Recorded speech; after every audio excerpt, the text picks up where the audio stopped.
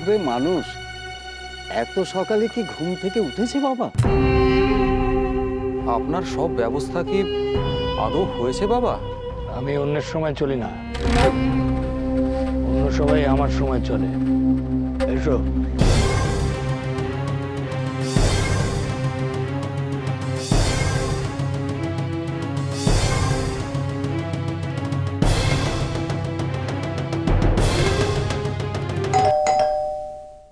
এসে গেছেন?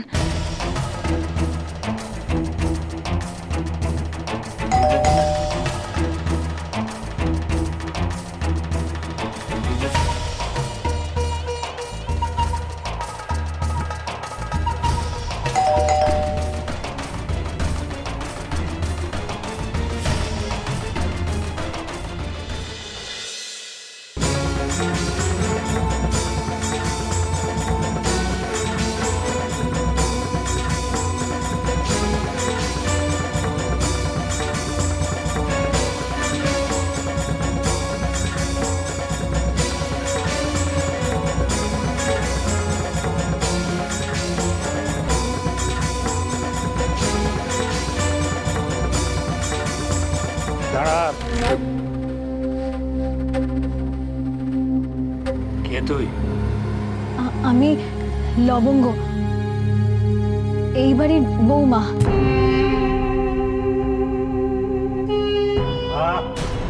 গুরুদেব ডাঙাতে বললো না তোমায়? আমার শিষ্যরা সব কোথায়?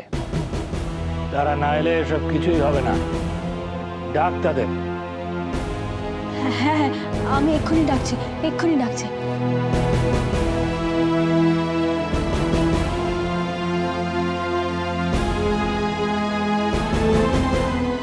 মা, বাবা,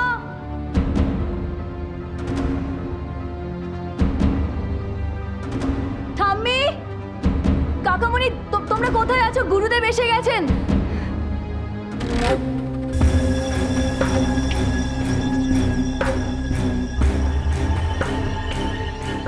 মা, বাবা। কি হলো আবার? তোমরা কোথায় আছো? গুরুদেব এসে গেছেন। গুরুদেব এসছেন? ইন্দ্রাণী, ইন্দ্রাণী শুনছো? ওঠো, গুরুদেব এসছেন। ওঠো, গুরুদেব এসছেন। কি? গুরুদেব এসছেন। গুরুদেব কোথায়? গুরুদেব নিচে। লবঙ্গ ডাকছে, শুনছো না? তোমার বৌমা ডাকছে।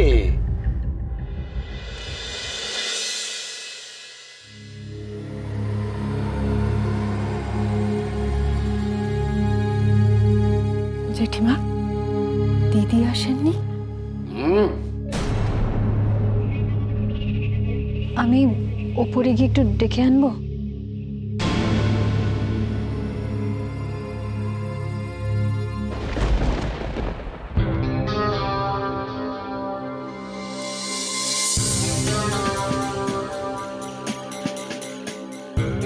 পা ধুয়েছ?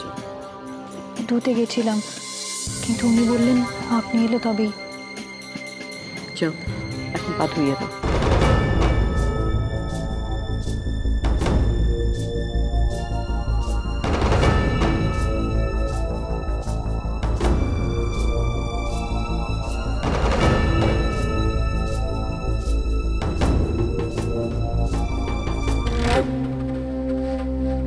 গুরুদেব, গুরুদেব আপনার পা ধোয়ানোর ব্যবস্থা করি। আমি তো তোর অপেক্ষাতেই ছিলাম।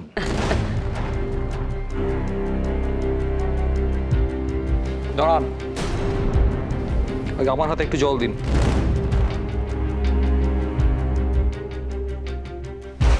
এ কি, এ তো ঠান্ডা জল।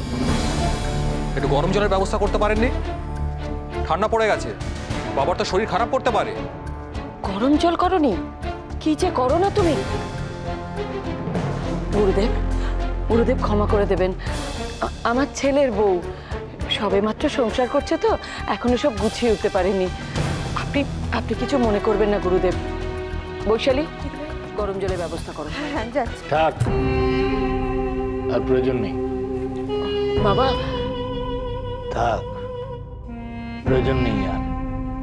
একটু সময় লাগবে। গুরুদেব একবার তো বললেন প্রয়োজন নেই।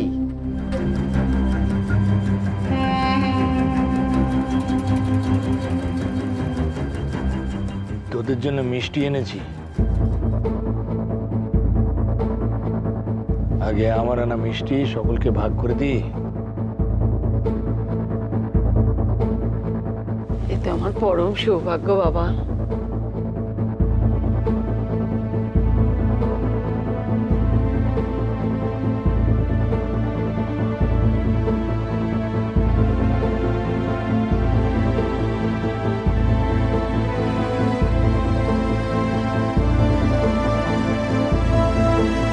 জেঠিমা,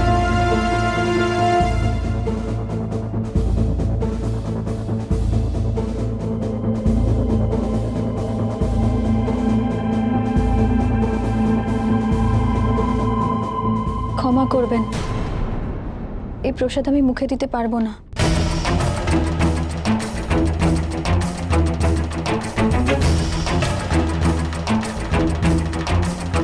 আজ আমার উপোস।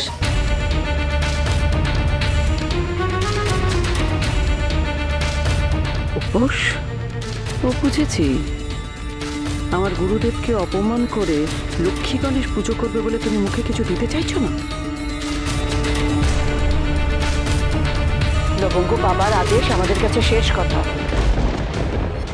বাবার দেওয়া মিষ্টি তুমি ফিরিয়ে দিচ্ছ? সে তো ভগবানের প্রসাদ, তাকে তুমি ফিরিয়ে দিচ্ছ?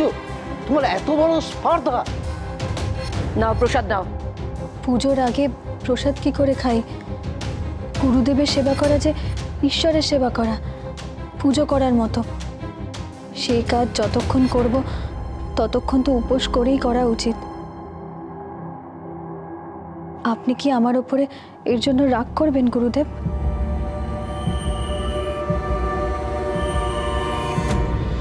কি সুন্দর কথা বলল, তাই না গুরুদেব? ওর মিষ্টিটা রেখে দিই, উপবাস ভঙ্গ হলে তারপর দেব। বল, কেন আমার শরণাপন্ন হয়েছিস? বল, কি সমস্যা তোর? গুরুদেব, একটা বিপদে পড়েই। কি বিপদ? খুলে বলো মা। গুরুদেব, আমার ছেলে নীল, কদিন আগে ওর বিয়ে হলো। বউ ভাতের দিন রাত্রিবেলায় এমন একটা ঘটনা ঘটলো।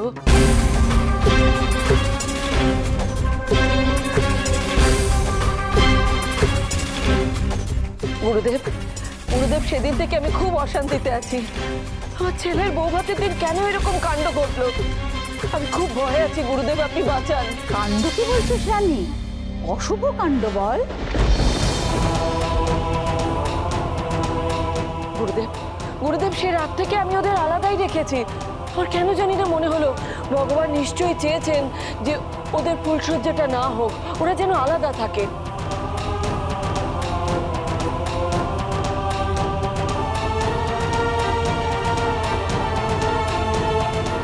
গুরুদেব, আপনি বলুন গুরুদেব, আমি কি ভুল করেছি?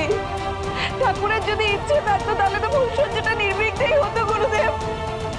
আপনি বলুন গুরুদেব, ওদের এইভাবে কতদিন আমি আলাদা রাখবো?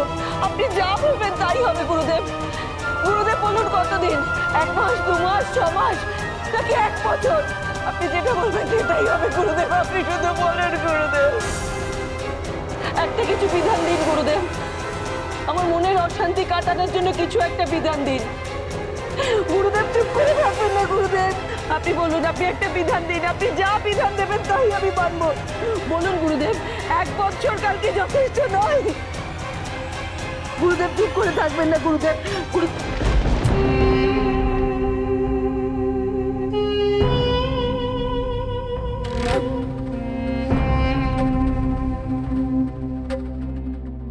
এক বৎসর।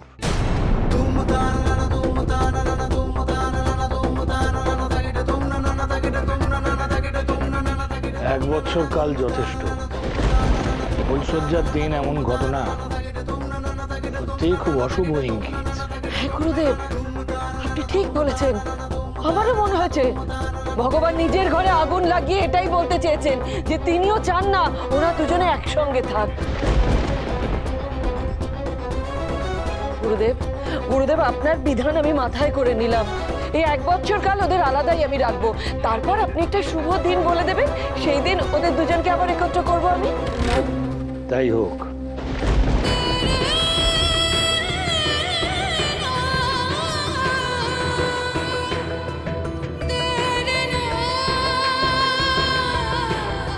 অশান্তি দূর কর মন থেকে। ঝাঁঝলো